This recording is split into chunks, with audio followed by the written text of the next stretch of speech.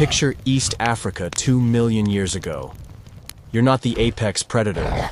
You're lunch if you zig when you should have zagged. One branch of our cousins didn't fight that world with bigger brains or sharper spears. They met it with raw mechanics. Jaws like hydraulic presses, teeth like stone anvils, skulls braced with a bony ridge to anchor engine block muscles.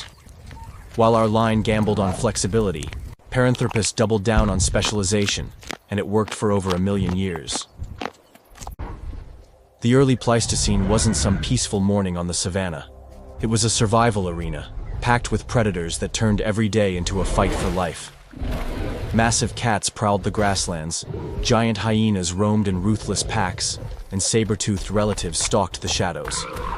Even rivers, which looked calm and inviting, doubled as deadly ambush zones. At Olduvai Gorge, scientists uncovered chilling evidence of an apex reptile that once ruled these waters. Crocodylus anthropophagus, a monstrous crocodile that didn't just hunt antelope or zebras, but may have hunted our ancestors. Fossilized bones still bear the unmistakable puncture marks of its crushing jaws. Estimates suggest this beast stretched nearly 25 feet long, the size of a 3-story building, a predator so fearsome, nothing dared challenge it. In 1938, the South African paleontologist Robert Broom looked at a set of unusually thick-jawed fossils and made a bold claim. These weren't just tough versions of Australopithecus, he said. They deserved their own genus, Paranthropus. That decision sparked decades of heated debate. Were they truly unique, or just rugged cousins lumped in with the rest? Today, most experts agree Broom was right. Paranthropus was a distinct side branch of the human family tree. They were not our direct ancestors, but close relatives following their own specialized path. And that matters, because it means their strange anatomy wasn't random. It was a deliberate survival strategy, a gamble in evolution's high-stakes game. Paranthropus wasn't just one species. It was a whole experiment in survival, played out 3 different ways. The oldest, P. aethiopicus, over 2.6 million years ago, bore the fearsome black skull, crowned with a massive sagittal crest, like a built-in anchor for jaw muscles.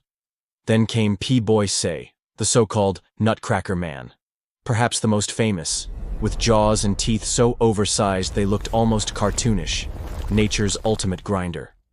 And in South Africa, P. robustus carried the same theme but in a slightly lighter frame, showing hints of flexibility in diet. Yet beneath the differences, they all lived by the same rulebook. Bite down hard, chew forever, and endure when the land turned cruel.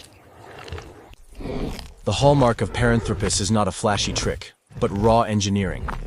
That sagittal crest, rising like a bony fin down the skull's centerline, wasn't decoration.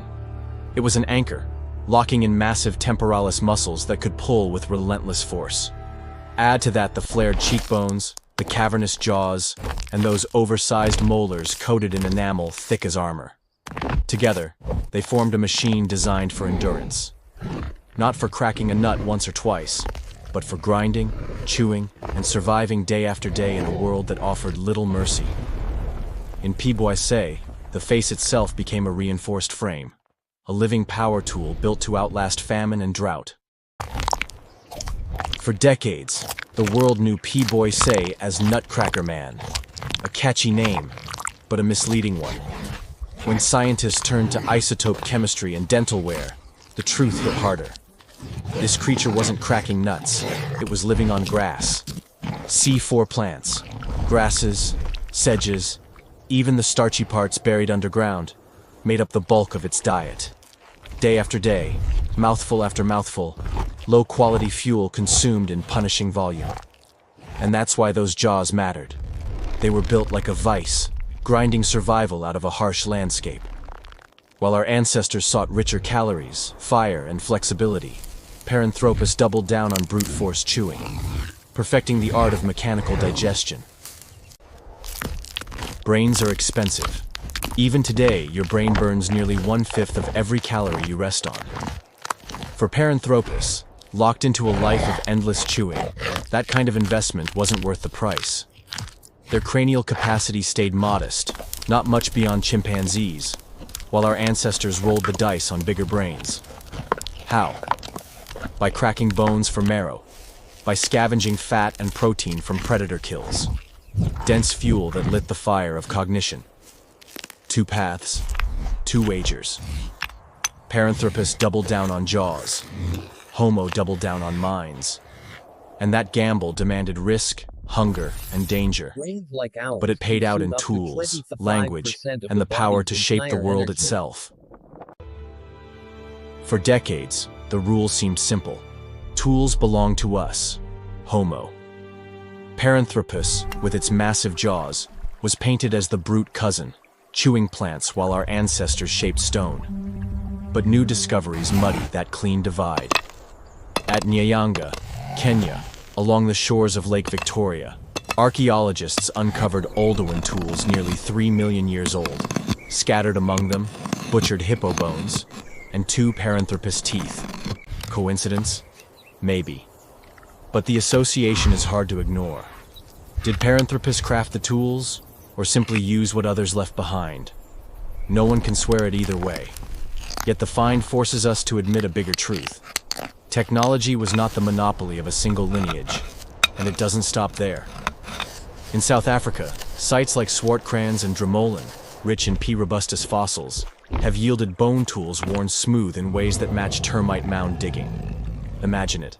These stocky hominins, prying open mounds to harvest insects, fat, and protein, without risking hunts for dangerous prey. Simple, practical, ingenious. The bottom line? Paranthropus likely used tools, and in some cases may have made them. Maybe not the master architects of stone, but clever survivors who knew how to turn bone and earth into opportunity. Paranthropus didn't live in isolation. Their world was crowded, with other hominins and with predators lurking in the tall grass. They shared the same rivers, the same fruiting trees, and the same open plains with Homo habilis, H. rudolfensis, and eventually H. erectus. These weren't friendly neighbors. To stumble across a coordinated band of erectus, armed with stones and wooden spears, could be far deadlier than a leopard's ambush. Yet nature doesn't always choose one winner. Just as chimpanzees and gorillas carve out overlapping territories today, so too might these early humans and their robust cousins have learned to live side by side, sometimes in friction, sometimes in uneasy peace. And beyond their own kind, the land itself pressed in with dangers. Crocodiles snapping at waterholes, saber-tooths pacing the savannas. In such a brutal arena, Paranthropus's survival strategy made sense. A body built for grinding, chewing, enduring. Reliability of flesh and bone over the gamble of cleverness. Some scientists suggest that a shadowy handshake between species left its mark deep in our blood. Around 1.4 to 3 million years ago, genital herpes may have leapt from chimpanzee ancestors into the human line, not directly, but through an unlucky bridge species. Modeling points to Paranthropus boisei as a possible carrier, though the case is far from closed. Still, the idea reminds us of a harsh truth. Ancient species didn't just compete for land or food. They also traded invisible passengers, viruses that rewired our biology, changing not just how we lived, but how we still carry the past inside our very cells.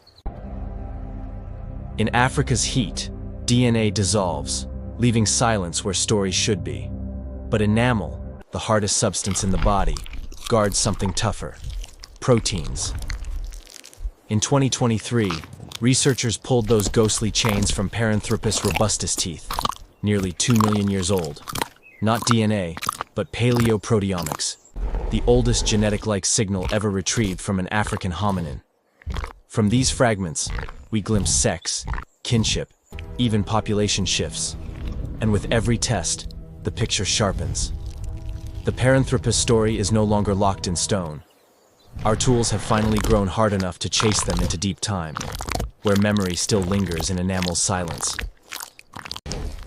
Specialization is both armor and chain. For Paranthropus, massive jaws and teeth turned tough roots into steady meals, a survival engine that carried them through more than 1 million years. By any measure, that is triumph. Yet Africa's Pleistocene was never still. Wetlands giving way to dry plains, forests fracturing into shifting mosaics. When your design is precise, every swing of climate tightens the vice. Meanwhile, Homo adapted, stretching farther, hunting wider, sharing food, even taming fire. Robust grinding met flexible planning. One lineage bent with change, the other stood firm, until the ground itself moved beneath their feet. Picture a present where Paranthropus still lingers at the forest edge. Broad jaws chewing bark, heavy bodies moving with quiet strength. Would we build fences to keep them out? Parade them through documentaries? Or, for once, allow a piece of earth to remain untouched by our blueprints? Their fossils whisper the answer we'll never see. There was more than one way to be almost human. They chose endurance, jaws like iron, patience rooted in the soil. We chose tools, fire, restless invention. Both paths made sense in their moment, but only one could bend with time's shifting wind. And bending, in the end, proved stronger than biting down. Join the dig with Prehistoric Shadows. If this kind of evidence-first, myth-busting journey into deep time speaks to you, then hit subscribe. We take the raw finds, stone tools, fossil jaws, ancient proteins, and translate them into clear, grounded stories. No PhD required, just curiosity. And we don't hide the trail. Every claim we make is backed by sources you can check for yourself. Drop a comment with the puzzle you'd like us to crack next.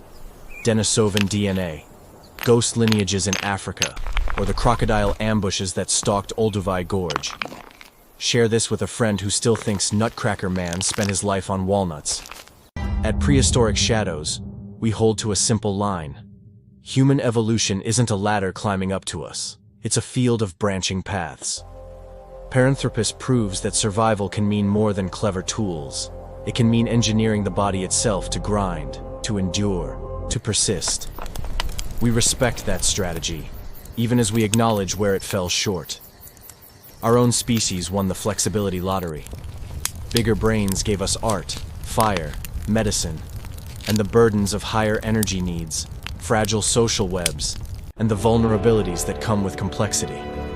Evolution always writes a balance sheet, and every lineage, even ours, pays its price.